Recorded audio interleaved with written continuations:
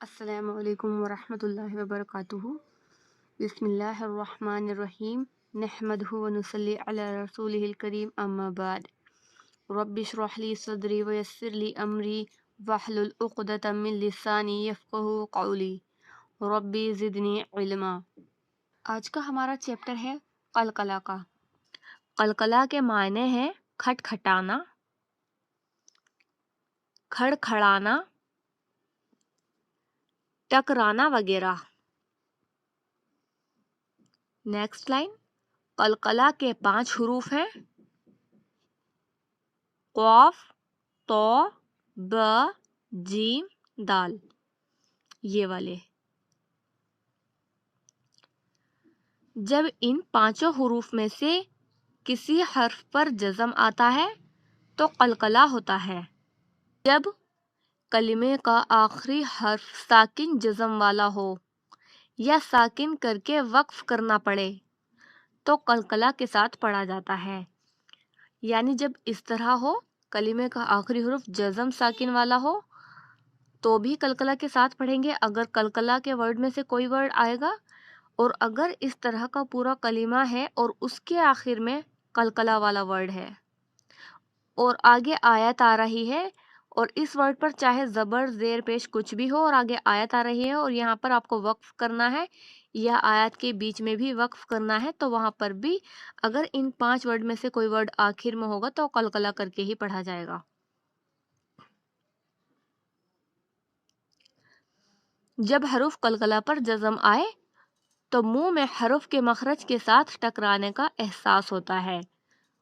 منہ میں حرف کے مخرج کے ساتھ ٹکرانے کا احساس ہوتا ہے، اور جس جگہ سے حرف کی آواز آتی ہے وہاں 2 حصے آپس میں ٹکرا کر الگ ہو جاتے ہیں، جیسے کوئی چیز آپس میں ٹکراتی ہے اور الگ ہو جاتی ہے۔ مثلا جب با پر جزم آئے تو دونوں ہونٹ آپس میں ٹکرا کر الگ ہو جاتے ہیں، قلقلہ ہو جاتا ہے۔ جیسے اب، اب اس طرح پڑھا جائے گا، اب نہیں پڑھا جائے گا۔ اب اگر آپ پڑھیں گے تو اس میں ہونٹ ملے رہ جائیں گے، یہ پڑھا جائے گا اس طرح اب۔ اگر ہونٹ آپس میں مل کر رہ جائیں تو قلقلہ نہیں ہوگا، ہونٹوں کا الگ ہونا ضروری ہے۔ با والے حروف میں با کے ہونٹ ملے ہوئے نہیں رہنے ہیں، جب ہم اس کو قلقلہ کے ساتھ پڑھیں گے تو ہونٹ مل کر الگ ہو جائیں گے۔ جیسے یہاں پر اب اگر ہونٹ آپس میں مل کر رہ جائیں تو قلقلہ نہیں ہوگا۔ حروف قلقلہ یاد کریں، جیسے ایک بول دیوار سے ٹکراتی ہے اور الگ ہو جاتی ہے، یا ہم کسی چیز سے ٹکرا جاتے ہیں تو ہم اس سے فوراً دور ہو جاتے ہیں۔ اگر ہم کسی چیز سے ٹکرا جاتے ہیں، کسی انسان سے بھی ٹکرا جاتے ہیں تو ہم فوراً پیچھے ہٹ جاتے ہیں۔ اس طرح ٹکرا کر الگ ہونے کا احساس ہوتا ہے، جیسے اب، ٹھیک ہے، اس طرح۔ یہ آپ کو رواں رواں پڑھنا ہے، ٹھیک ہے، اور اس جملے کو یاد کرنا ہے، زبانی اس جملے کو آپ کو یاد کرنا ہے۔ حروف قلقلہ 5 ہیں، قاف، تو، ب، جیم، دال۔ ان حروف کا مجموعہ ہے قطب جدن۔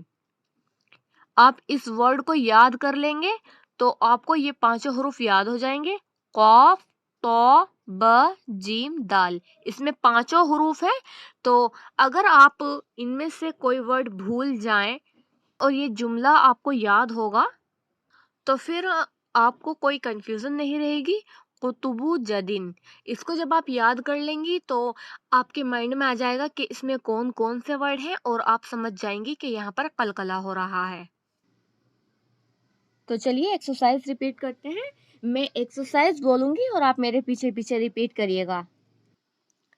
اب، اب، اب، رب، طب، حب، حق، ذق، شق، بق، مق، فق، تق، اق،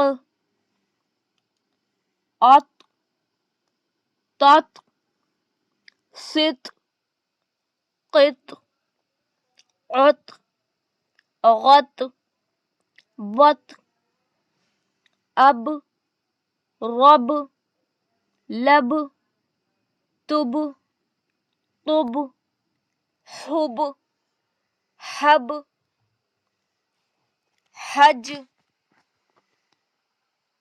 جج مج سج حج فج لج قد خد عد قد جد لد تد اقرع اقرع اس طرح پڑھا جائے گا